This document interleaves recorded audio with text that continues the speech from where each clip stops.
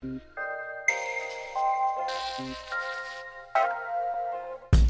guys, welcome to the Advancement Through Adversity podcast. I'm your host, Hannah Trueblood, and in every episode, we'll be hearing from real people who have real stories about triumphs and failures. Whether we're talking about physical or mental health, relationships, business ventures, you name it, there will always be setbacks. That is a guarantee. But that's where the magic happens, and that's what we'll be here talking about every single week. I'm seriously so excited to take this deep dive with you. So with that being said, let's get started. All right, welcome to the Advancement Through Adversity podcast. Today I have a really special guest. This is actually the first time that I've met her.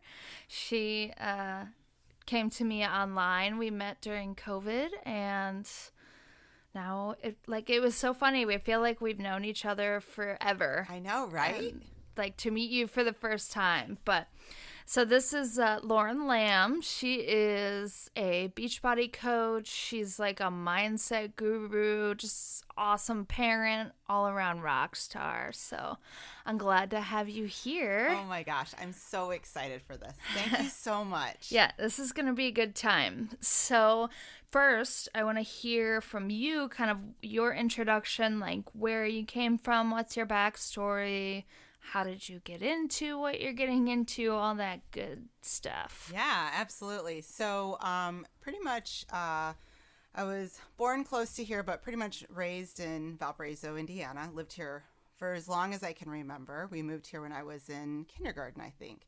And you know, I came from Lake County, which is just a county over, and growing up here, it was different for me a little bit, but I didn't realize that until later in life. But good life. I loved my family. I remember, though, this town was so small. I wanted to get out of here so bad after I graduated high school and went to Purdue and met my future husband there, and we pretty much went through Purdue there and loved every minute. Being a boiler. And we moved out to South Bend for a while, and I went to and studied business. So he studied business as well, so we were able to do that together. Eventually ended up moving back to Valparaiso. My sister was really sick. She had been diagnosed with leukemia, and it was a really rough road. And I was really nervous if we were to lose her. I was worried about my mom. She was recently divorced, and so I was just overall became very family focused, and all of a sudden nervous. And both of our families were here, so we decided to move back.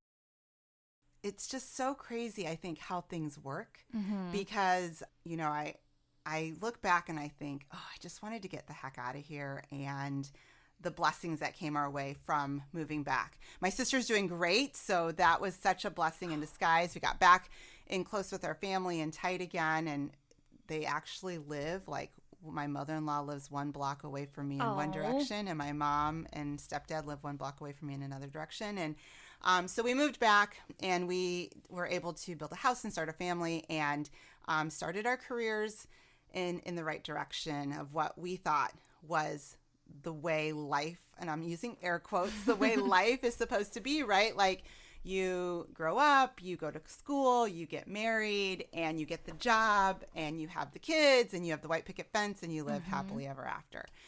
And that wasn't how it really needed to be for me. I didn't realize that things were going to take a different road. I did all the corporate jobs. I've worked all the jobs, and I've absolutely loved all of them, but I've been able to learn little things as we've gone along the way. And one of the things, though, that for me that I really struggled with was weight all my life. Struggled with my weight all my life, my self-esteem, my confidence, and I really kind of just had to figure that out. I was what I call a yo-yo dieter. I did all the things. I would lose the weight, gain the weight, lose the weight, gain the weight, and I truly, for the longest time, felt my happiness depended on how I looked in the mirror or what the scale said. And so that was such a hard thing for me, living that life. And so after having a couple kids and going through that even worse, right? Because we all know what happens when we have kids, like we easily gain the weight. And struggling with some different things that I was struggling with, I finally at one point was like, I can't do this anymore. I've got to do something else. So once again, trying to find that yo-yo quick fix I stumbled upon an amazing woman who offered me some solutions, and I thought, why not try this next thing that I hope would be the thing? And it was the beginning of something that I never even knew would change my life. Isn't that funny? Like, it's always the thing that you wouldn't expect. Like, all the ideas that you have to change your life, like, those are great. But life is usually like, no, I got something better for you. Yes. Buckle your seatbelts. We're on for a bumpy ride. Exactly. So why do you think that is, that you were struggling so much with the yo-yo? Like, I know I personally have that problem, and luckily, like, you introduced me to this lifestyle too, and we'll get into that later, but, I know a lot of people, women specifically, fall prey to, it's, the weight loss fads. It's like such a predatory space. Yeah. So, what was going on inside you, like, emotionally and mentally and physically, that was causing a lot of the up and downs? Yeah. Well, I think there's a couple things that I think that happen particularly to me, but I think happen as I've learned about them and learned about my own struggles. I feel like there's so many other women out there that deal with this, and we don't voice it. It's something that we as women keep it inside. And I think a lot of women don't even realize the struggles from the inside, or what those are, or even how to identify them. So for me, I was actually just taking some mindset training this morning, and it was a lot about seeking validation. I feel like as a kid, I was always seeking validation in some way, shape, or form, whether it was from my parents or school. And I even think seeking validation in the way things were when I was a kid. It was all about the perfect body image and how to lose 10 pounds quick, or, magazine articles that told you what to do to, get into that dress, or what size you should be. And you don't really understand, like, how it's not about your size. It's a feeling. It's how do you feel? How's your energy? How's your confidence? How's your smile? That's what we need to be measuring every single day. And so I feel like women in general don't understand that, because we're all about, well, what did the scale say? What size shirt did you buy? What size pants did you get? Are you in the plus size, or are you in the petite size? All of those kinds of things, it's all labeling us in a way, and we don't understand how that begins to affect our everyday life. And then you begin to seek validation in lots of different ways, like, oh, I finally got into those size X pants, right? Or whatever that might be. And I think that was my biggest thing, was trying to find validation in that. And I also think that I really didn't understand why I just couldn't be this perfect, body, this perfect image, and what was I going to do to get there. And I used to bank my happiness on if I can just lose 10 pounds. I remember I used to say that all of the time. And this lifestyle, it just has really opened up a whole new world for me. But when I got started, I didn't know it, right? I just thought it was another quick fix. And this solution opened up a whole new way of thinking for me, because it is a total solution. It's not just, here's your meal plan, here's what you need to do for 30 days, do this workout, you'll lose the 10 pounds, and then pat on the back. Good job. You did it. You know? Now what? Right. Then you gain 20, and then they come back and tell you how to lose 20, and then they gotcha. Absolutely. Well, and like, from a societal standpoint, I feel like women are conditioned and trained from a young age to not consider their feelings as valid. Like, we are supposed to be the secondary citizen. We're not supposed to have, like, a loud opinion about anything, and most certainly are not supposed to put that out into the world. We need to stay inside where no one can, influence us and do what we're told. And in present day, I feel like there is a shift coming. Like, feminism obviously has been around for a long time, and Yes. we've been fighting for our rights forever, like a long, long time. But now more than ever, I see a lot more women like you, for example, stepping up to the plate and kind of tackling that like trauma and really inspiring other people to do the same. And that is the important part about this, that like we should be talking about, is that there is a way out of that, but the first step is you have to recognize that you're in that bad place. Yeah. So when you finally kind of hit that rock bottom and you got started in the new workouts and the new weight management and all that, like, what was your light bulb moment of like, oh, like, shoot, this is actually a thing. Yeah. And I'm actually maybe capable of changing my life. Yeah.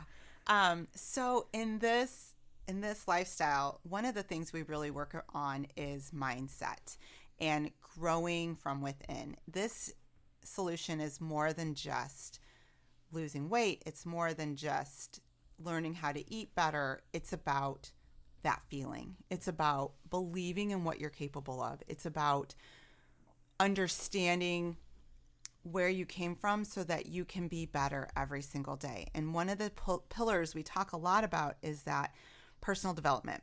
And I grew up thinking personal development was like woo-woo-y type stuff. In fact, maybe I'm totally dating myself, but back in SNL days, Saturday Night Live days, and Stuart Smalley, he'd look in the mirror and he'd be like, I'm strong enough, I'm whatever he used to say, and doggone it, people like me, And I used to laugh at that mainly because I was like, that's so lame. Like, who does that?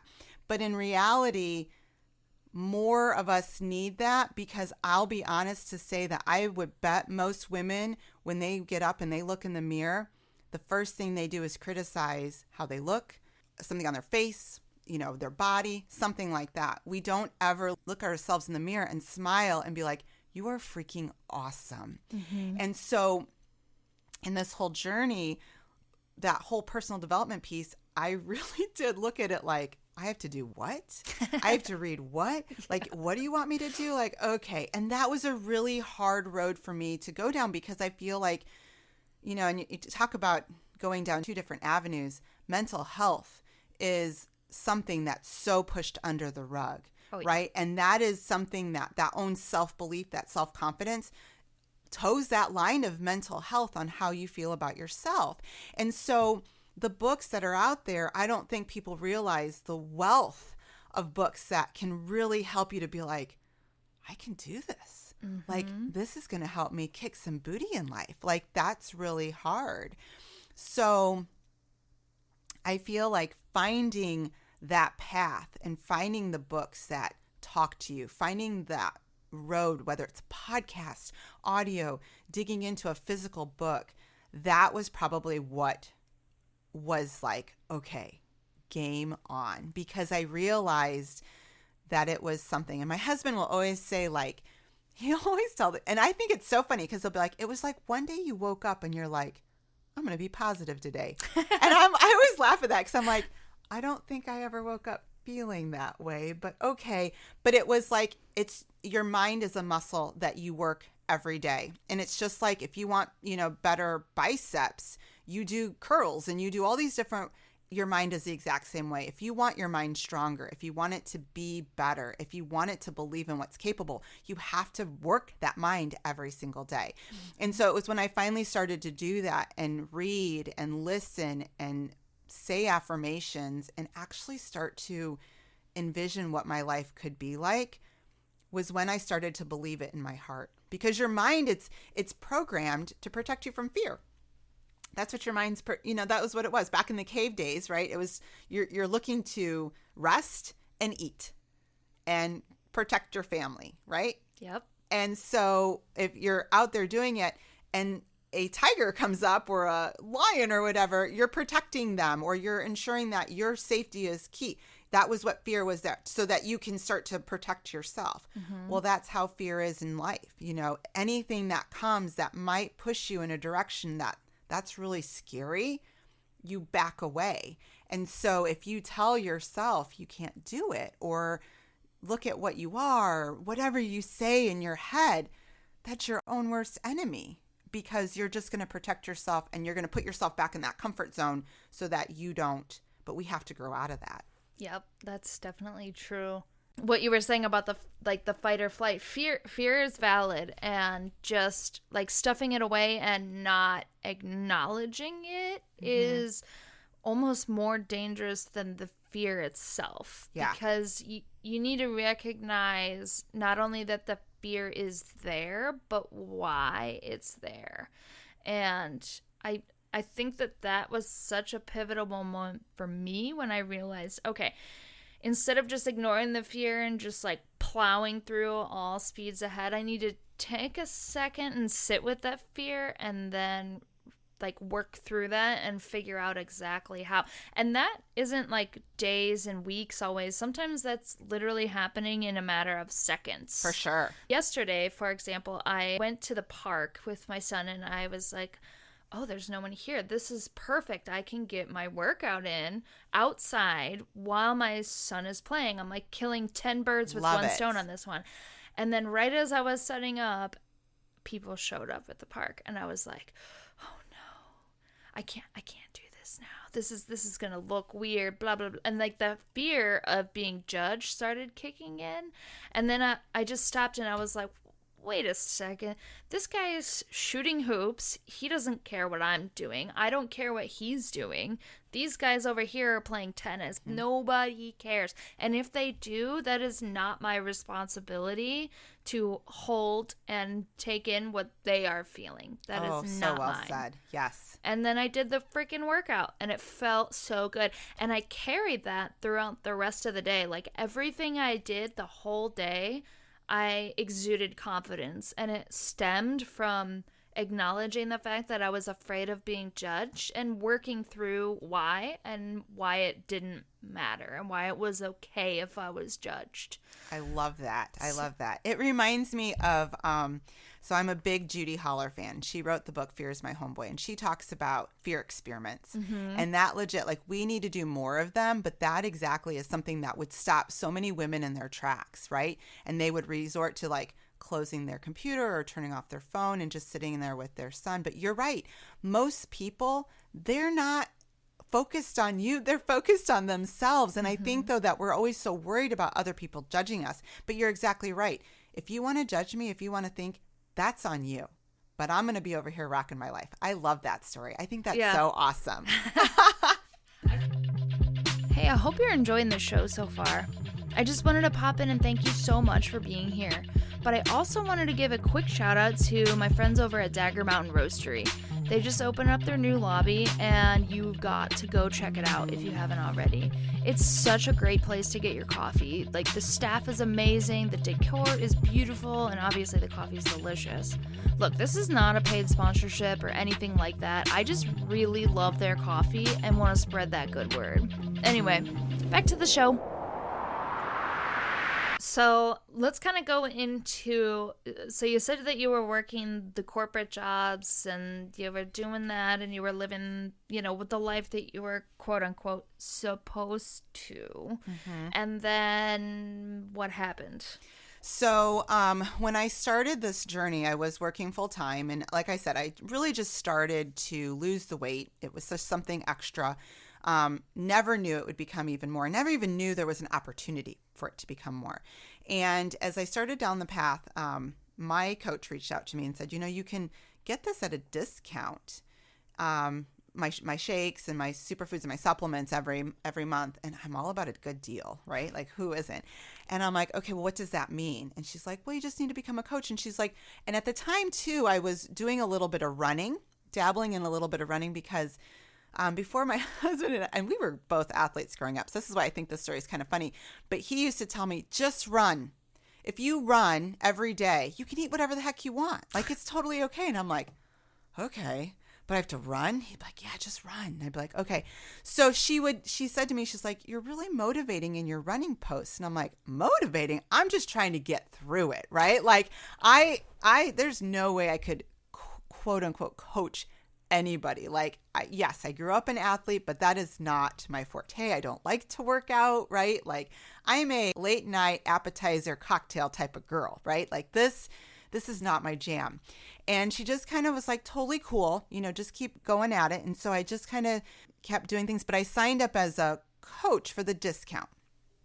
Wanted to save money every month on my shakes. And when I did that, she put me into a Facebook group that kind of helped me to see a community of other women that were doing the same. Some were just in for the discount. Some were in to actually work a business, which I still couldn't really comprehend. Like, what am I doing? And as I kind of came along it, I realized, these people they're selling and I'm not a seller. Like, that's not me. So definitely don't want to do that. But the more I got into it, I kept watching what they were doing. And the mindset was they're making income and I could always use more income, right? And that's kind of how I got started. But never in a million years did I think, okay, that's what I want to do. I just was like, the thought of income makes me piques my interest, right? And so we kept going along, and I kept working my corporate job. And I'm going to add this. I was miserable. I was working, 50 plus hours a week, doing all the things that I thought I had to do, busting my butt every day, going above and beyond, and really frustrated because I wasn't moving and progressing in the rate I thought I needed to be able to progress at the corporate level. My boss was telling me, or my boss's boss was telling me, like, we don't really see you moving up here in the company. Like, and, that makes you start to wonder, like, what the heck am I doing? Like, what is all this? And I started to get more and more angry and frustrated.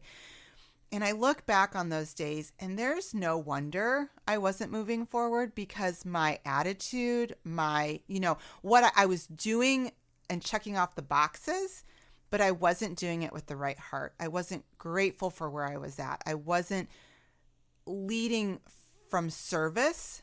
I was leading in a different place. And it's just so funny how the journey comes full circle because I was so mad about that when really in reality, I look back now, like, I don't blame them. I wasn't in the right place to move forward.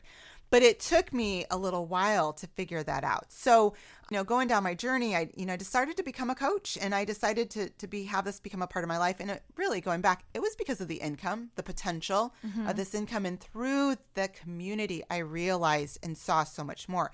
It allowed me to dig more into personal development. It allowed me to read more books because this was what we did as coaches. And I did a lot of trainings and I got involved in a lot of things where I wouldn't say it clicked in the beginning. I'm like, oh yeah, this is awesome. No, it took me a while to believe that this was possible. It took me a while because I came from that mentality of like, no, you went to college. You have a college degree. You're supposed to use the degree. You're supposed to work up in the corporate ladder. To believe that I could build a life that I designed, that I could work really hard now and have the fruits pay off of my labor later. Like I could be my own boss. Like what? Exactly. Right. Mind blown. It really is. And I think that so many as women, like we either feel like we need to do, and work all that, or you need to be that stay-at-home mom. And I'm not saying that not everybody that works the corporate ladder doesn't love it, because there are people that love it. And I tell any woman that's like, no, I love my job.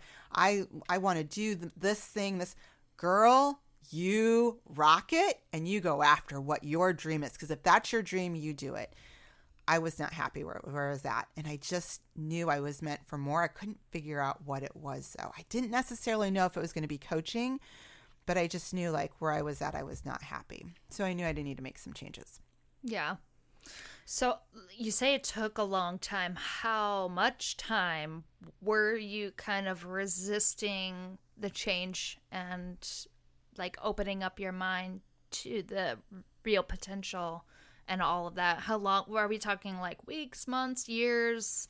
For me, it was actually a couple years. Mm-hmm. I started my journey in 2016 and I dabbled a little bit in and out till 2018. And I remember watching one of the coaches who just went from 0 to 100 in a matter of what seemed like months from one program. And I decided to go all in on that program. And I'm like, okay, maybe this is what I need. Maybe I need to go all in.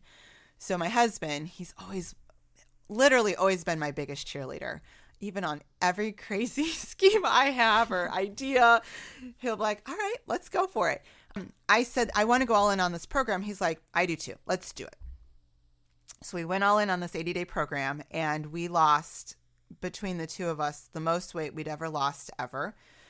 Did it together. It helped us bond our relationship, and it made me realize, like, dude, this stuff really works. Like, like if we were to go all in, like, this really kind of works. And in that process, we earned a trip to go to Mexico. And during that trip, I was nervous. I didn't know what to expect. You know, I'd been on a leader retreat prior to, because I stumbled upon a couple of extra wins that happened, and I was telling him all about it. I'm like, you know, it's kind of real. Like the corporate office is kind of real, because I work my business in my own home, at my kitchen desk or at my kitchen counter for a while, on my lunch breaks, through my phone, and I couldn't really ever. There wasn't a place I could sit down at a desk and call, like, this is my office, this is my thing. And so when I went to that leadership meeting, he was like, oh, that's cool, you know, and it was kind of like, oh, that's nice.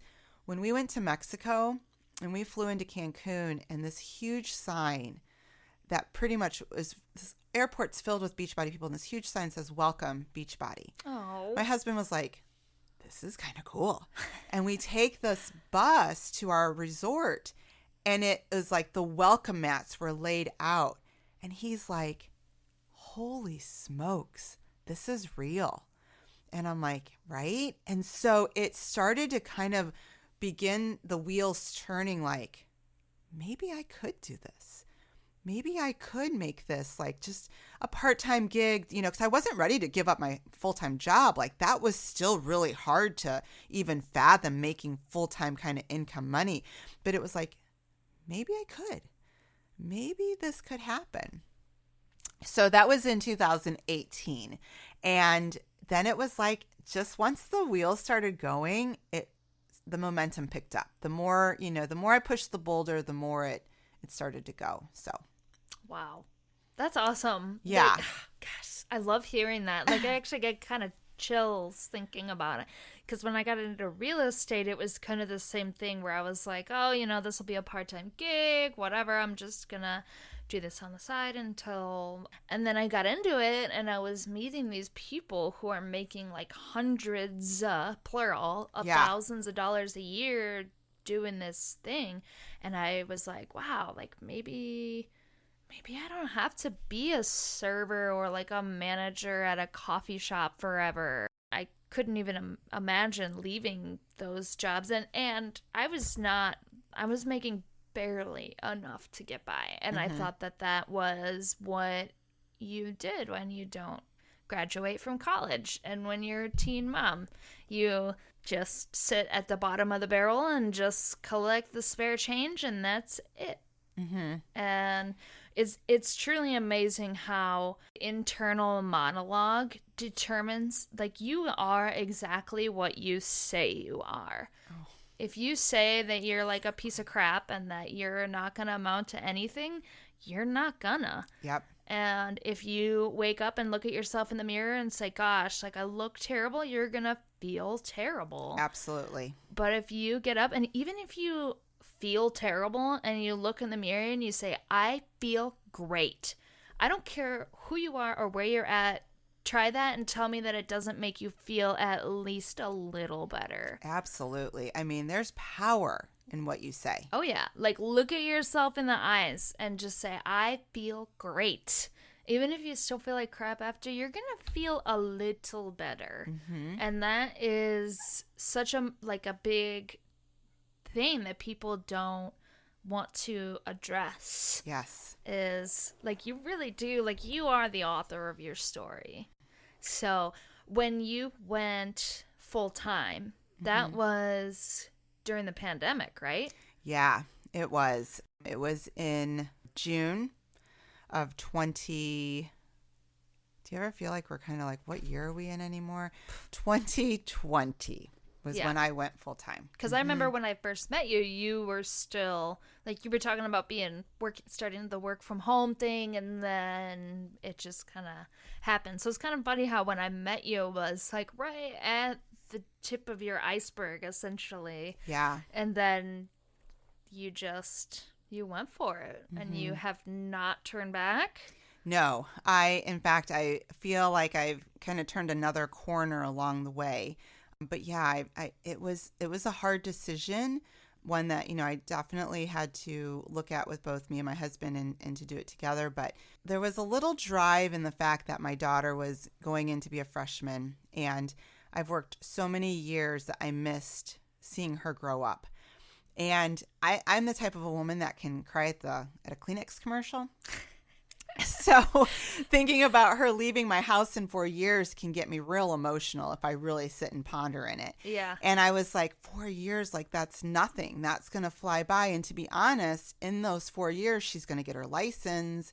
She's going to have a boyfriend. She's going to find everything else. And we need that, right? We need her to grow up. We need her to learn how to be on her own. I mean, that's part of what we're doing is raising these kids to be good humans and good adults and be, productive out in the workforce and out in community, right? No matter what they decide to do. So I need her to kind of fly the coop's nest, but it's at the same time, it's like, I'm not ready for that. So my husband's like, you know what? This is what you want to do. This is a great time to do it. You got a few years before we send her off.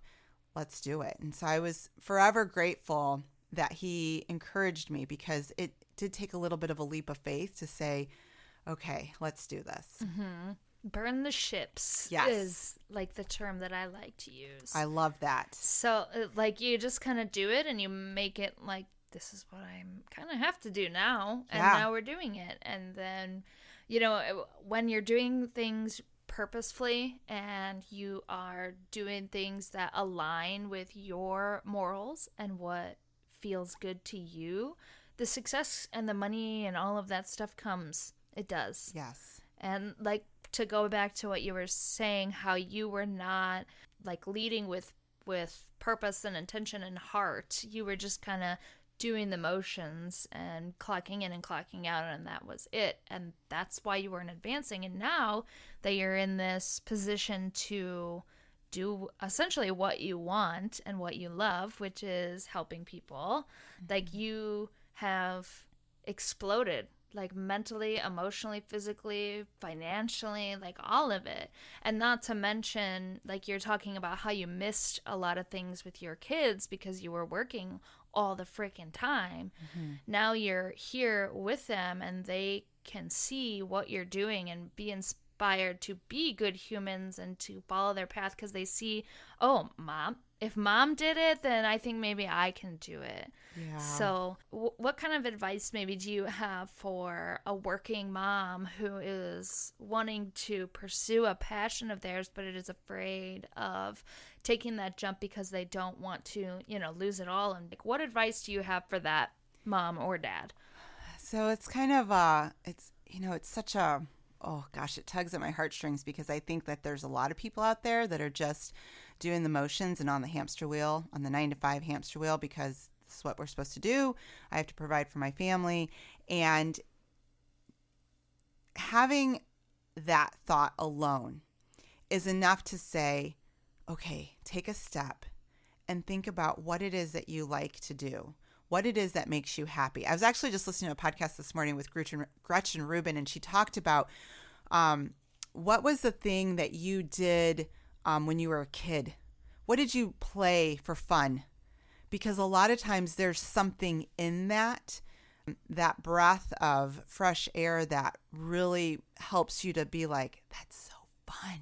Mm-hmm. I would love to do that, right? Whatever, you got to just kind of dig, and you have to kind of learn to listen to your thoughts and listen to your ideas on what kind of passions do you have, because it's not going to come right away, right? I definitely didn't. I mean, it's funny. I had four different careers paths in college, mm-hmm. and one of them was to be a dietitian. Oh, really? Yeah, and I remember I was studying this test one day with Jeff in the library, and he's like, okay, what do you want me to quiz you on? I'm like, the different types of coffee beans and the different kinds of steak cuts. And he's like, what the heck are you studying? And I'm like, I don't know, food. I don't know. It's the next thing that they put me in because of wherever I was at in my career path. And I think now how funny it is, because now I'm all about kinds of food you eat, what fuels your body and stuff like that, which I'm sure that was headed down that path. I just had to learn some of the basics. Mm-hmm. You never know where life's going to take you. I'm a big Christian believer. So to me, it's about opening up my heart and my ears to hear what the Lord has to say to me. But some people just believe in the greater universe, whatever that is that you believe in, to be open to hearing and absorbing and throwing it out to the universe, saying, I know I'm made for more. Guide me to that. I think that we as parents have to be willing to pursue, whether it's a different degree, whether it's to write a children's book, whether it's to run that marathon. It doesn't necessarily have to be a career path. It could be whatever. But if our goal, and what most of us do as parents, is tell our kids from the time they're little, you can be anything you want to be. And how often does your kiddo, like my son used to tell me he wanted to be a superhero and he wanted to be a firefighter. Oh, and yeah. I'd be like, and he would wear he'd put his sword down his shirt and he'd put his fireman cap on. Now, in reality, you're like, yeah, I don't think that can happen. But as a kid, you tell them, you do it. I love it. You go after it. And that's how kids grow up. And we begin to feel the different constraints as we grow up on what you can and cannot do. You learn superheroes aren't real. Maybe you don't want to fight fires, but maybe it's something else. And so how can I teach my kids, you can do whatever your heart desires and you can go after what you want, if I'm not doing that myself, if I live in the restraints of what society has put me in or what I believed was what I was supposed to do, but I'm miserable. I'll never forget, there's one day we were at the vet with my daughter and my son, and we were taking my big dog to the vet. And I took the day off, and I was on my phone messaging people back, and kids are talking and they're playing with the dog or whatever.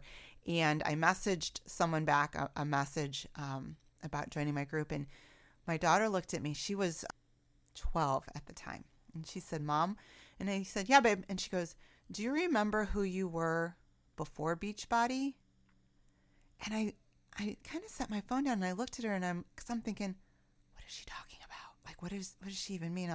And so my first response was yes, because I just remember, like, I was, again, what did I think? I was overweight. I was miserable. I was fat. Like, these were all the things that were going through my head. And she looked at me and she said, "Don't ever go back to be her mommy." And I literally, like, I crying. Again, Kleenex commercial, crying in the vet, because I'm like, my 12-year-old could see what a difference this made. And now as my kids are getting older and they're looking to do and go to college and what they want to be and what their dreams are, there's sometimes that part of me, that safe part as a mom, that wants them to be, have the financial success, that wants them to be, safe and secure in their retirement and all that kind of stuff, wants to be like, oh, okay, should you? But now, then I set that fear down and I'll tell them, if that's what you want, you go after it. Mm-hmm. You go after it. I might guide them and say, like, maybe add a little bit of this or maybe learn a little bit of this, because that's going to help you down that path. But we have to go after our dreams. You have to go after what you want, because whether you have kids or not, there's people that are watching you. Oh, and there's family members who might be like, what are you doing? Because secretly they want to be doing it too. Oh, yeah. And that is a big thing, like haters or specifically unsupportive friends and family members. Like, please do not take their negative things to say to heart. It is so hard not to take that stuff personally. And like, my family, I love them to death, but goodness gracious, like, sometimes, like, shh. And people should not take what others have to say into account. Although it's funny, because you want to do things for other people, and there is a space for that, but taking the negative things that people say, like, and adding that to, like, your role in your head of the things that you hear, like, that, all of that adds up, and you've got to filter that out, and even recognize, like what you were saying, they are saying that or doing that or acting that way because they're really wanting to be doing what you're doing, and that, or at least to have the confidence to do it. And it's like they kind of look at themselves in the mirror, and their like trauma response is anger. And it's that fight or flight. And instead of addressing what's going on in them, it's so much easier to just complain about somebody else. Absolutely. Yeah. Like, and that's why, mindset growth and personal development, all that kind of stuff, that's why it's so critical that we all have that in our lives every single day, because your mind is your muscle, right? And the more you build it up, the easier it is to turn that negativity away. Like, when people judge you or they're commenting on you or putting in their 2 cents, it's like you say, it's so easy to take that in. But when you build you put more deposits in your confidence bank and in your belief bank of what you're capable of doing, it's so much easier to be like, all right, well, thanks. Good luck with that. I'm going to work this way, and this is what we're going to do. Right. And if you want to come with me, I would love to do it, with you. But you have to build that up in order to be able to walk away, because that's really hard. It's hard to turn away, especially when it's people you love. Oh, yeah. And you've been, like you trust these people and you trust their opinions, and you grew up listening to what they had to say and, obeying parents, for example. Yes. Like that is such a hard thing. Have you ever seen the movie Crazy Rich Asians? Oh my gosh, that movie's so good. Oh, I love that movie. So good. Like, I feel like that is a really good movie that kind of really pulls the curtain back on that, because quick synopsis to anybody that hasn't seen that yet.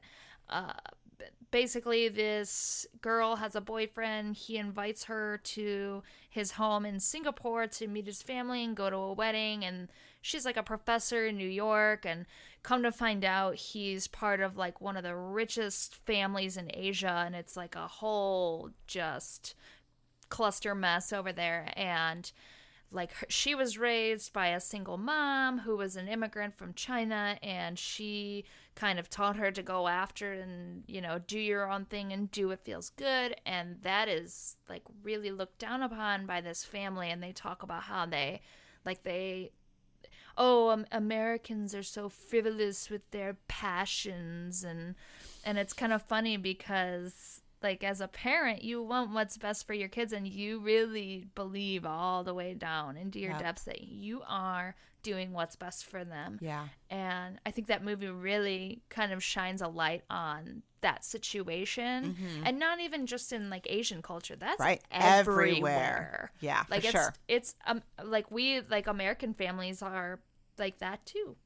Like, we're all about like, you go to college and you get your degree, and if that's what you want to do, like, do it. Like, absolutely. Please, we love and appreciate your dedication to that path, and like, I want to see you do well. Like, I've got a best friend who works in HR, and like, she loves what she does, and that's what is best for her, and I love that for her. Absolutely. But for some of us, it's just doesn't do it. Yeah. And that's okay. Yeah. To not be satisfied. Like, can't you just appreciate what you have? Like, yes, I am rich. I am so wealthy with the love and the support and the appreciation and, the ability to have a roof over my head. Yes, I love and appreciate all that. But is it so wrong that I want more than just that? Like, I love that. And I think that's, that was a word, I think, that was around that contentment, like, be content with what you have.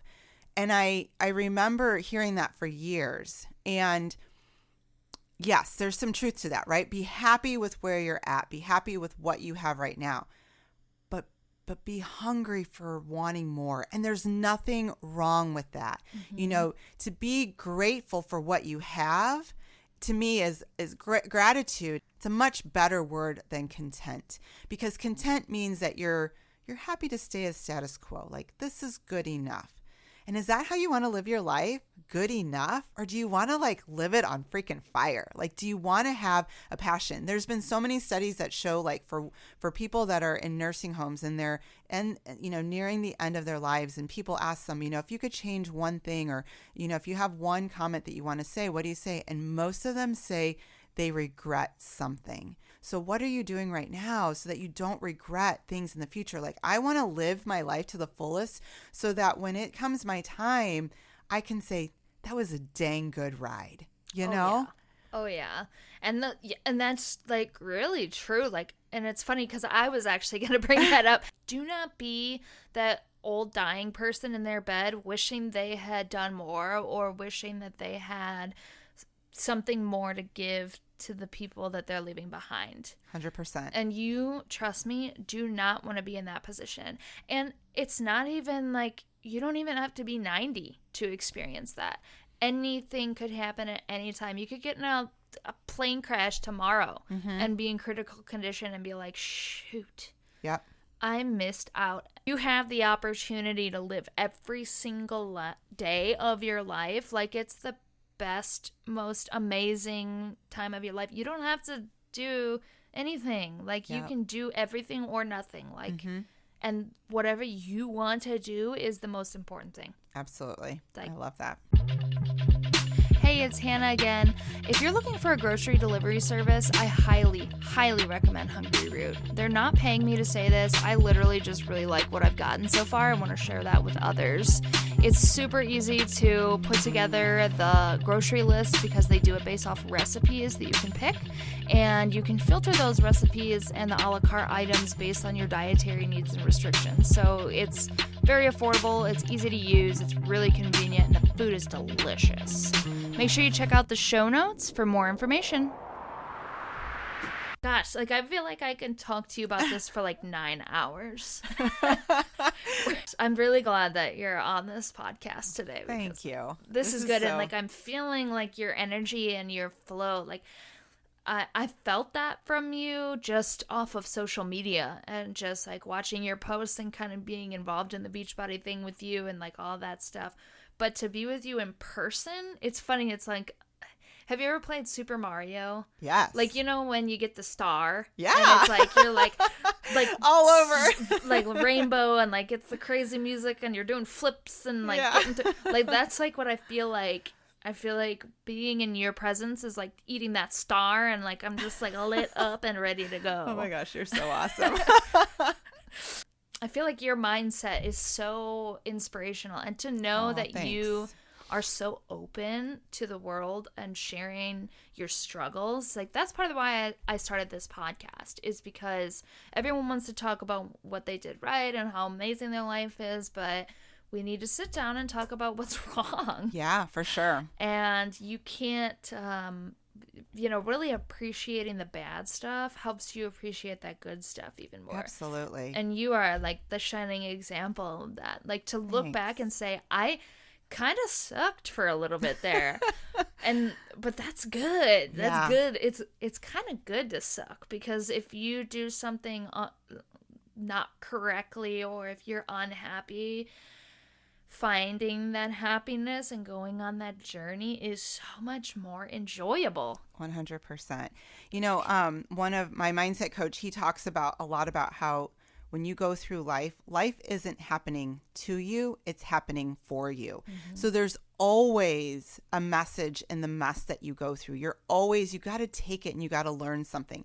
And life isn't always going to be happy rainbows, puppy dogs. Like, my husband always laughs because that's the kind of shows when I sit down and watch TV, which I don't watch very often, but I'm like, it's too much. Like, I want more happiness, rainbows, like all that, Gilmore Girl life type of show. That's my jam.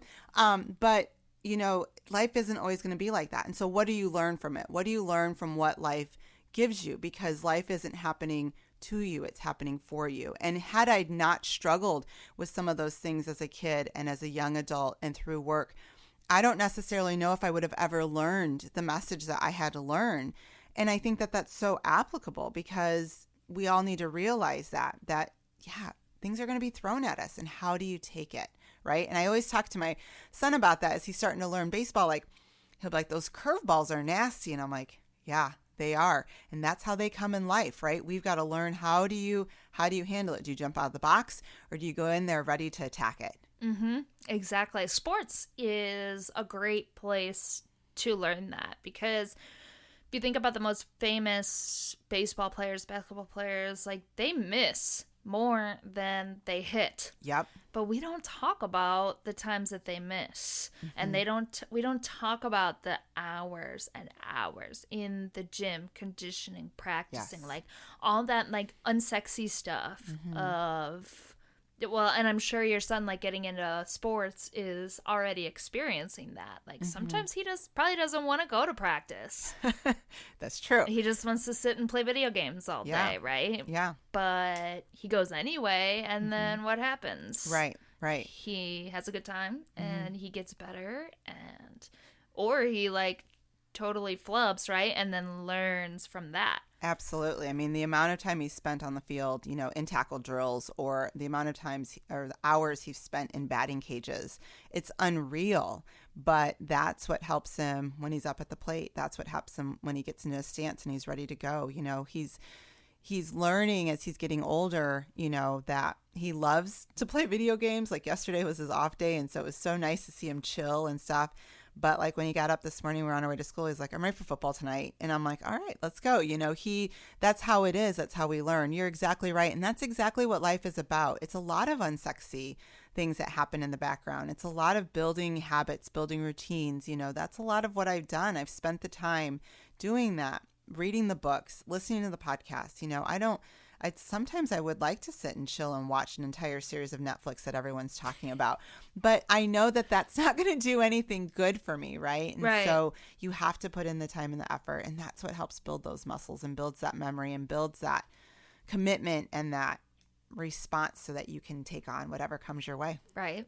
So that is a good transition to talk about why recovery is important. Like, those rest days, like your son just totally checking out and being chill and, like, playing his video games all day and not really having to process his existence for 24 hours makes him a better player on the field and makes him a better student in class. 100%. Like, what have you experienced in, like, I assume that you've probably been, like, a very go, like, let's put everybody else first and me last. Is that maybe probably resonating with you? 100% my life.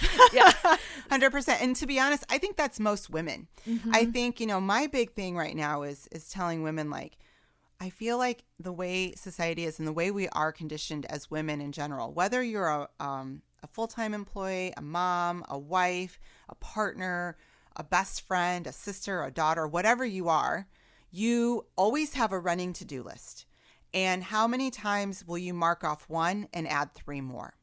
And so anything that you have on your list for you oftentimes gets knocked out, whether it's a workout or it's meditation or it's getting your nails done, or how many hair appointments have I canceled or rescheduled because the kids have something.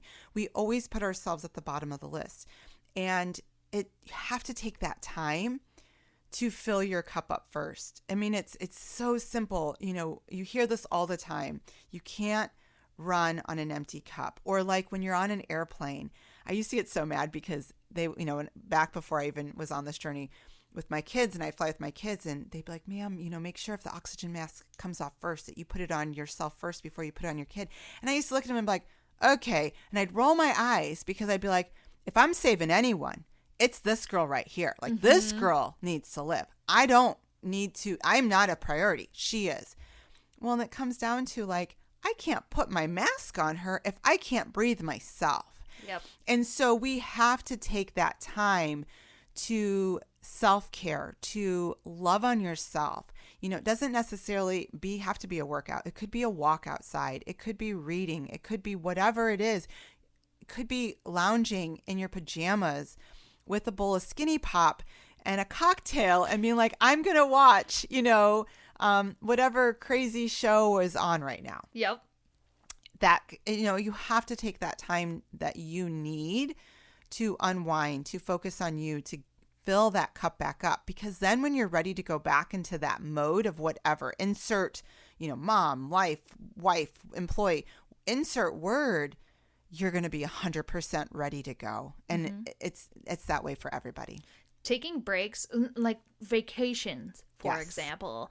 We took vacations and stuff as a kid, but my mom worked from home and she kind of had her own business and she was a landlord. So, I didn't experience the, parents are working and all that. So we were lucky enough to be able to take trips and stuff on breaks, like Christmas break and spring break and all that. But like when I kind of became an adult and went off on my own, it was like once a year, maybe. We would take a trip. And the whole time that we're away on that trip, and it's only a few days, you're like constantly worried about, like, you don't fully check out. That's true. But when COVID happened and we all, like, the world just kind of stopped turning for a minute and we were all forced to sit in our own existence, it kind of made me realize that, like, the breaks are really important. And as soon as the world started opening up, like, we immediately took a trip and like we went away and then we went away again and then a few months later we went again and then a few months later we went away again. And none of those involved my kids. Like, those were all grown-up trips because we needed to take that time, and that's okay. Like, do not feel guilty for going on a girls' trip and leaving your kids home with dad. Absolutely. Like, and don't feel guilty for taking time off work and taking a personal day. Like, you have them. A lot of people who are working, teachers or anything, you have personal days that you are allowed to take. Don't feel bad for taking them. Like, no one is going to penalize you for taking the time that you are allowed to have. Yeah. And if you're self-employed and you're like a crazy, like, freak, like up at 5 a.m. and like in bed at midnight, like go, like, come on, like, go take a break. You can. Yeah. The emails can be answered tomorrow. Yes. There is literally nothing. I mean, maybe if you're a firefighter, like, that might be a little different. Like, police officer, things like that. That's an emergency. But, like, there really is nothing that truly requires your immediate attention in, like, work and business. Like, everything can wait. And those dishes can wait, too. They can. Totally. And I'll be the first to tell you, that's been one of the hardest things for me as working from home. I'm always a goer. My husband will often tell me, like, dude, can we come watch a show? Like, do you have to work tonight? And when I worked full time, I did. I worked, the mornings, I worked the evenings because I worked full time during the day. And I just naturally, but it's become now because I love it. I love it so much. It's my business. It's my baby. It's what's making a difference in the world, in my world. And so I love it. But, I take my morning hours and it's solely on me. And, there's certain times where I'll put my phone on airplane mode because when I'm digging into my scripture or when I'm reading my book, I want to be present in that. Most Americans and people that I know, they sleep with their phone next to their bed. As soon as they wake up, the first thing they do is they check their email or they check their social media. The rest of the world can wait. Let the world wait. You shouldn't be at their beck and call. Take care of you, whether you get up and you have that cup of coffee and you shower in peace and, listen to some music that pumps you up, or you go on a workout, or you go for a walk, or you take your dogs outside and enjoy the fresh air. Whatever it is, take that time for you. And it's the same way at night. Nobody needs you 100% of the time, except unless you said, like, those emergency people, or unless it's your kids, right? Like, if my kids are out, I guarantee you my phone's not on airplane mode, right? Like, I need to make sure they can get a hold of me. But you have to take that time for you because, again, filling your own cup up, it's going to make you so much better when you come back. And like what I was saying, like taking vacations and all that, I know that that's not financially reasonable for some people, but a vacation doesn't have to mean like going and staying at a resort on the other side of the country or like, whatever, taking a 10-hour road trip. Like, a vacation can literally be just going to a different coffee shop, like going, like driving down to like the next town over where no one knows you. Yes. And just like doing whatever like, you want to do. You literally don't, like, the rules are not like you make them. Right. Like you get to decide. And I wish people would realize that. And I wish that I had realized that sooner. Yeah. Like that is 100%. I'm the same way. Oh my gosh, so much. Yes. So with personal development and like taking breaks and really like walking in your purpose, your truth, what are some of the most like pivotal and important like books or podcasts or anything that really like punched you in the face and were like, oh my gosh, and really like had an impact? What would you recommend? My first one that I read that I thought was just it just hit me. And I actually listened to it on audio because the author read it, was The 5-Second Rule by Mel Robbins. I love that book. Right? Like, okay, first of all, if Mel Robbins was anywhere near me, I would totally fangirl her because like I am obsessed with her. She's freaking awesome. Love her. Mm-hmm. She has an Instagram, check her out. And she has a couple of, she's got an audio book on Audible that actually didn't make it to print, but that one was huge for me. I've probably listened to that like 3 or 4 times because that's such a good one. The other one is The Energy Bus by John Gordon. That book, he's such an incredible author. He writes his books in story format. So it's not so much like the science behind all the things, but he tells it in a story, and he really talks about the energy you bring to the table. And I actually taught that to my team in my last job, and they loved it because it's all about the energy you bring every day. And how do you take your bus of what you've got going on, right? No matter what it is, as a mom, as an employee or whatever, and where's your destination? And if your energy's in the right manner, people are going to come along with you, right? Mm-hmm. But if you're a vampire energy where you're sucking the energy out of everybody, nobody wants to join you, so that was such a key one because of where I was at in my last job. Some podcasts that I love. I actually love now Dave Hollis. His podcast is solid. I really, really enjoy his. And I also enjoy Judy Holler's podcast, Yes And. That is another one of my favorites. So I've got a ton of them. I actually, probably in the last couple of days, have actually recently started binging on Resisting Average, and I'm trying to think of what his name is. I'm going to have to find it and send it to you, but it's solid. It is so solid. Is that a book or a podcast? It's a podcast. It's Resist Average by Tommy Baker. Tommy Baker. His podcast, and he actually has a new book coming out, so I'm really excited to read that. I think it's called like Hustlers and Seekers, but he's really just talking about like just resisting average in life and just jumping above that. So I've actually been binge listening to him much recently because it's just so solid. So those are some of my favorites that I absolutely love.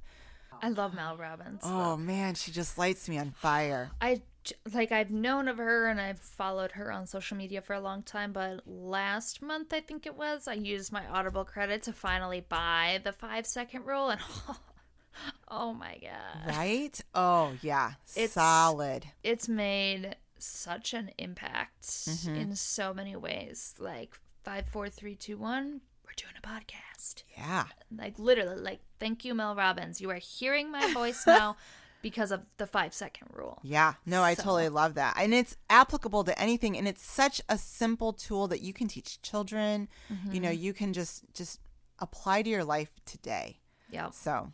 Awesome. Yeah. Well, we could do this all day. I know we could. So I think now would probably be a good stopping point. But do you have any like final thoughts or any advice for anybody who might be listening who's like struggling to find their truth and their purpose? Yeah, I just want to say, like, in the last few days, there's been a couple clear moments that have happened that have kind of connected a few thoughts to me. And I just want to say, you don't have to settle for where you're at. I feel like as women, we lose that light. We all kind of had it at some point, hopefully. At some point, you had an idea of what you wanted, and don't let life get you down. Don't let all the things get you down because you're meant for so much more. So take the time that you need to take care of yourself, to get your heart in the right place, to get your soul and your mind in the right place, because that is going to help you so much farther in life to light yourself back up. And people are looking at you, and there are people that are depending on you every single day, whether they're littles or a partner or a spouse or an employer or mom or sister. Be that light for them and shine brighter and empower women in every single way to be the best that we can possibly be. Oh, yeah. We can't do it alone. We need each other. It takes a village. Absolutely. It really does. So if anybody here has heard this and is as inspired by Lauren as I am and want to learn more about her, I'm going to put it in the show notes, but what are your social media handles? Yeah. So my Instagram is lauren.m.lamb, Lamb. For those who, it's so funny. I get asked that all the time. They're like, how do you spell your last name? I used to tell my husband when we got married, he'd be like, why do you spell your last name all the time? He's like, oh, you just wait. So yeah, Lamb, Lamb. And then I am on Facebook at Lauren Garcia Lamb. That was my old maiden name. So yeah, come look me up. Yeah. And like anybody that's looking to try something new in health or fitness or wants to get started, Lauren is an incredible resource. Like, she got me started on all this. Like, I highly recommend it. Like, there's a million people out there that you could listen to, but make time to listen to Lauren, because she will, like, she's got it going on, and she, like, that Super Mario, like, star energy will like come off of her. Like, open yourself up and take it, because she's great. So, well, you're so awesome. Thank you for this. And honestly, like, I'm grateful that I got to meet you because of it, right? Like, my life is so much better with you in it. You have just been a light, and I've loved to see your growth and your success in your business. Like, you're lighting up the world, and you're such an example. So thanks for being that woman empowerment out there. I'm working towards it. And like, I just have a feeling like we are going to do things. Like, there's something, like, it's more than just the Beachbody and the podcast. Like, there is something brewing. I agree. I actually just got shivers. Me too. And now I know, like, okay, now I got to figure this out. Wow. So tune in to see what Hannah and Lauren do. Like, wow, like it. Batman and Robin. Right? That was like weird, dynamic right? Duo, yes. I'm like still getting it. Me too. Like, as soon as you said that, I was like, oh my gosh. I love it. See, like, you get to create your life, but life also has ideas for you, and listen to it, because life knows. Yes. Life knows. Yes. So, well, thank you again for being here. I can't wait to have you back, because I know I will. I love it. And I can't wait to be on your podcast when you start. I know, right? It's been something I'm kind of toying with a little bit, but it was you that kind of did it. I was like, okay, all right, maybe that inside gut is saying. Do it. I mean, worst case scenario, like, you just get to talk to somebody in your closet. I love it. That's cool. Yeah, for sure. All right. Well, thank you again, and we'll talk to you later. Have a good one. I hope you got some insights out of today's episode. Links to all of the products or anything that we discussed today will be in the show notes. Make sure you check that out. Also, give us a holler on Instagram. Tag us in your story, advancement_adversity_podcast. Tell all your friends about this super cool new podcast that you got going on here. We really appreciate you. Thank you so much for hanging out with us today. We're having a blast. I hope you are too. My name is Hannah Trueblood. I'll see you next week.